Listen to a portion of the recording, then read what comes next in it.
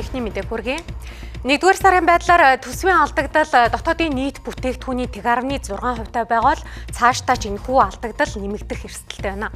Учир нь нүүрсний ханш унаж урд хурш гангийн үйлдвэрлэлээ бууруулахад зарласан. За энэ байдлаараа сар бүр алдагдал нэмэгдсээр байвал 2025 оны төсвийг танах бодит нөхцөл үүснэ гэж мэдгдлээ. За тэгвэл эдийн засгийн хөгжлийн яамны зүгээс одоогоор төсөвт тодтгол хийх нөхцөл үүсээгүй хэмээн тайлбар өгч байна. Гэхдээ 2 болон 3 дугаар сарын нүүрсний орлогын мэдээлэл хэрхэн гарах вэ гэдгээс тодтгол хийх хэсэг нь хамаарахар болоод байна гэж мэдээлэл өглөө.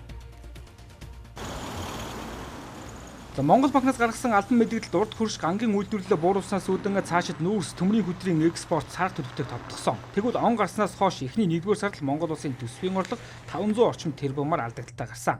Тэгвэл төсвийн алдагдал дотоодын нийт бүтээгдэхүүний 3% буюу 2.4 их найд төгрөгт хүрвэл төсөв тодтгол хийх нөхцөл үүсэх юм а.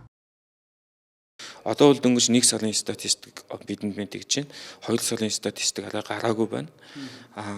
Тэгээд цаашгаа яг эдийн засгийн нөхцөл байдал яаж өөрчлөгдөх нь, төсвийн орлого хэрхэн хөдлөх нь, нөөцний үн яах нь гэдгээс хамаарат тодтголын асуудал яригдана. Одоохондоо бол тодтгол ярих арай эрт байна гэж байна. Одоо экспортын бүтээгдэхүүнүүдийн үн ундлаа гэдэг дээр одоо эсрэгээр одоо миний харж байгаа засгийн газар ямар алхам хийж байгаа вэ гэхээр энэ хил холболтын асуудлуудыг үн тодорхой хэмжээнд ундаг бол гаргаж байгаа бие хэмжээг нэмэгдүүлэх ийм чадaltaй биднэрт байх хэрэгтэй. За хэрвээ энэ байдлаараа сар тутамд 400-аас 500 тэрбум төгрөгийн алдагдал хүлээсээр байвал эхний хагас жил гэхэд төсөв тодтгол хийх хуулийн шаардлага үүснэ гэсэн үг. Харин улс төрчдийн зүгээс нэгд нүүрсний орлого буурч эдийн засаг хүндэр төлөвтэй байгаа учраас төсвийн тодтголыг төсвийн тусгай шаардлагад нийцэх хүртэл хүлээлгүй аль болох эртхэн хийх ёстой гэж үзэж байна.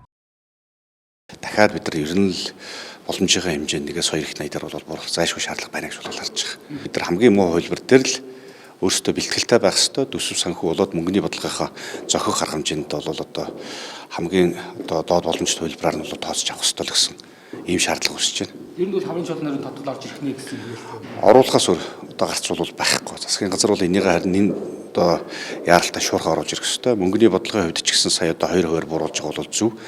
Дээрээс нь өшөө энийг магадгүй 1-2 сарын өмнө бас хийсэн бол илүү одоо бодит эрсдлийг зөөлөн газарт болох боломжтой байсан болов уу гэж зүгээр хувийнхаа үүднээс үзэж байгаа. Төсвийн тал дээр ч гэсэн бид нар аль болох шуурхай оруулна тэр хэмжээгээр бол эрсдлийг бол бодитоор бууруулна. Хойшлох тусам илүү эрсдэл одоо тэр хэмжээгээр нэмэгдэнэ л гэсэн үг. Илүү хүн дээр туснаа л гэсэн үг болж байгаа.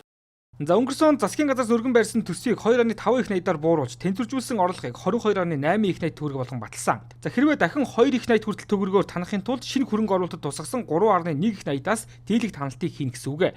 За эсвэл төсвийн докторжуулалтын санд буй 1.6 их найд орчим төгрөгөөс нүүрсний салбарын алдагдлыг нөхөх, эсвэл 1.5 их найд төгрөгөөс хэтрүүлэхгүйгээр олон улсаас зээл авах хувилбарууд бий. Зэмээс засгийн газрын энэ хаврын гол сорилт нь төсөвтөө тодтгол хийх үү, аль эсвэл төсвийн алдагдлыг нөхөх бусад боломжуудыг эрэлхийлэх үү гэдэг болоод байна.